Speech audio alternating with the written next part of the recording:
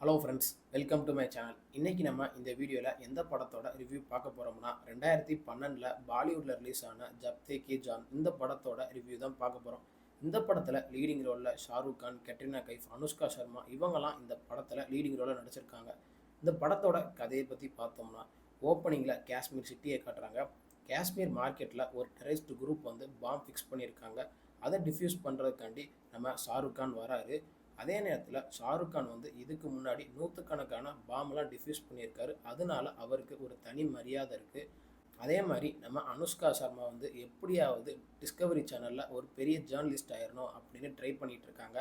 அதனால இவங்க என்ன பண்ணுறாங்கன்னா லடாக்கில் இருக்கிற ஒரு பெரிய லேக்கில் குதிக்கிறாங்க. குதிச்சுட்டு அவங்களால அந்த லேக்கை விட்டு வெளியே வர முடியல. அதே நேரத்தில் அதை பார்த்த நம்ம ஷாருக் கான் வந்து அவங்கள காப்பாற்றுறாரு. அப்போ வந்து நம்ம ஷாருக் கானோட டைரி வந்து மிஸ் ஆயிடுது. அது வந்து நம்ம அனுஷ்கா சர்மா கையில் கிடைக்கிது. அதனால இவங்க வந்து அந்த டைரியை ஓப்பன் பண்ணும்போது தான் நம்ம ஷாருக் கானை பற்றின எல்லா உண்மையும் இவங்களுக்கு தெரிய வருது. நம்ம ஷாருக் கான் வந்து இதுக்கு முன்னாடி லண்டனில் இருந்திருக்காரு. ஷாருக் கானை வந்து லண்டனில் அவரோட வாழ்க்கையை நல்லா என்ஜாய் பண்ணி வாழ்ந்துகிட்டு இருக்காரு. அப்போது ஒரு நாள் நம்ம கெட்ரினா கைஃபை மீட் பண்ணுறாங்க. கெட்ரினா கைஃப் வந்து லண்டன்லேயே ஒரு பெரிய பணக்கார வீட்டை சேர்ந்த ஒரு பொண்ணு. அதே நேரத்தில் ஷாருக் கான் வந்து அங்கே சின்ன சின்ன வேலை பார்த்துட்டு அவரோட லைஃபே நல்லா என்ஜாய் பண்ணி வாழ்ந்துக்கிட்டு இருக்காரு.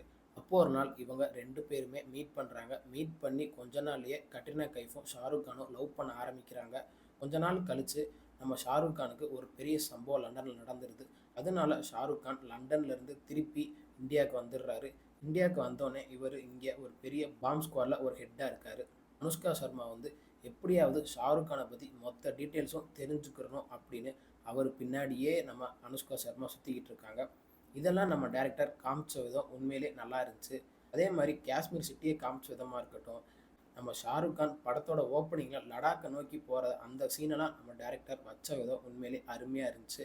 அதே மாதிரி அந்த லேக் சீனாக இருக்கட்டும், அந்த பாம் டிஃப்யூஸ் பண்ணுறக்காண்டி ஷாருக் கான் என்ன ட்ரை பண்ணுறாரு அந்த சீனாக இருக்கட்டும், கடைசியில் கிளைமேக்ஸு நம்ம எதிர்பார்க்காத மாதிரி நம்ம டைரக்டர் வச்சு முடிச்சிருக்காரு. உண்மையிலே அதெல்லாம் காமிச்ச விதம் உண்மையிலே நல்லா இருந்துச்சு. அதே நேரத்தில் இந்த படத்தில் நடித்த எல்லா ஆக்டருமே அவங்களோட பெர்ஃபார்மன்ஸை வேறு லெவலில் பண்ணி கொடுத்துருக்காங்க. இந்த படத்தில் பெருசாக ஆக்ஷன் சீன் அப்படிலாம் எதுவுமே இருக்காது. அதே இந்த படத்துக்கு ஒரு பெரிய பாசிட்டிவ். அதே மாதிரி படத்தில் ரொமான்ஸ் காட்சியெல்லாம் ஒவ்வொன்றும் அருமையாக இருக்குது. ஷாருக் கானுக்கும் கெட்ரினா கைஃப்க்கும் நடக்கிற அந்த ரொமான்ஸ் காட்சியெல்லாம் நம்ம டைரக்டர் காமிச்ச விதம் உண்மையிலே நல்லா இருந்துச்சு. அதே மாதிரி மியூசிக்லாம் ஓரளவுக்கு நல்லாவே இருந்துச்சு. படத்தில் ஒர்க் பண்ண எல்லா டெக்னீஷியனுமே அவங்களோட ஒர்க்கை பெஸ்ட்டாக பண்ணியிருக்காங்க.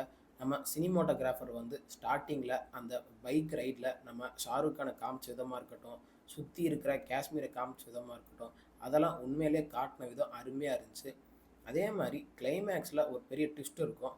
இன்ட்ரோல் பிளாக்லாம் நம்ம எதிர்பார்க்காத மாதிரி இருக்கும். லண்டனுக்கு நம்ம ஷாருக் கான் திருப்பி போகும்போது அப்போ அவர் அங்கே கெட்ரினா கைஃபை மீட் பண்ணும்போது அவருக்கு ஒரு பெரிய சம்பவம் நடக்கும். அதெல்லாம் காமிச்ச விதம் உண்மையிலே அருமையாக இருந்துச்சு. இந்த படம் 2012 ரிலீஸ் ஆன படம்.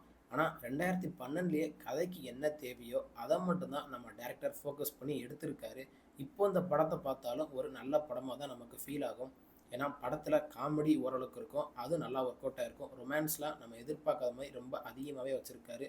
அதெல்லாம் உண்மையிலே நல்லா இருந்துச்சு. ஃபைட் சீன் இருக்காது, தேவையில்லாத டைலாக்லாம் இருக்காது. அதெல்லாம் இந்த படத்துக்கு ஒரு மிகப்பெரிய பாசிட்டிவ்.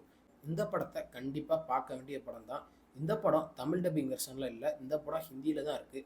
இந்த படம் ஓடிடி தளமான அமேசான் பிரைம்லேயும் இருக்குது, யூடியூப்லேயும் அவைலபிளாக இருக்குது.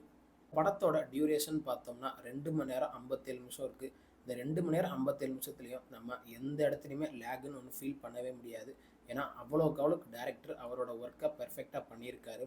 ஃபஸ்ட் ஹாஃபில் நம்ம ஷாருக் கான் வந்து தனிமையிலே இருக்கிறத அதை காமிச்ச விதமாக இருக்கட்டும், கொஞ்ச நாள் கழித்து அனுஷ்கா சர்மா வந்தோடனே இவங்க 2 பேரும் சேர்ந்து பண்ணுற அந்த சம்பவமாக இருக்கட்டும், அதெல்லாம் காமிச்சதும் உண்மையிலே அருமையாக இருந்துச்சு. இந்த படத்தில் பெருசாக நெகட்டிவ்னு சொல்கிறக்கு ஒன்றும் இல்லை.